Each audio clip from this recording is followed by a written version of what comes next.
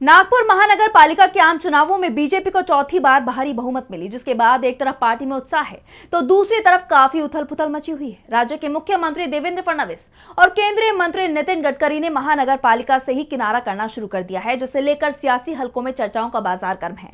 तो क्यों महानगर पालिका से किनारे हुए गडकरी और फडणवीस, जानने के लिए देखिए रिपोर्ट। नागपुर महानगर पालिका से मुख्यमंत्री देवेंद्र फडणवीस और केंद्रीय मंत्री नितिन गडकरी ने पूरी तरह से किनारा कर लिया है, जिसे लेकर राज्य का सियासी माहौल गरमाया हुआ है।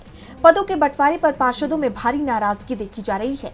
6 फरवरी को महापौर का चुनाव होने के बाद 7 फरवरी को दोनों नेताओं की मौजूदगी में पद ग्रहण करने का फैसला लिया गया था, लेकिन नेताओं की ओर से समय नहीं मिल पाया।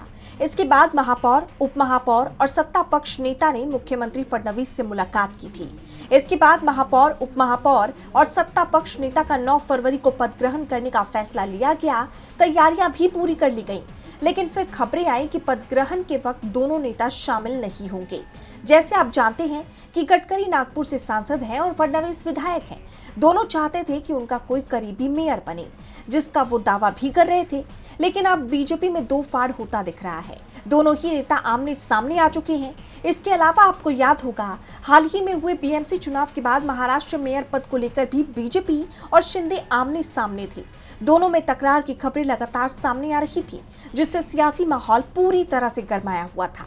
हालांकि जो पेंच मेयर पद को लेकर फंसा हुआ था वो सुलझ गया, लेकिन अब देखना ये होगा कि नागपुर में आमने सामने आए गडकरी और फडणवीस के बीच की नाराजगी कब खत्म होती है। डीबी लाइव की रिपोर्ट।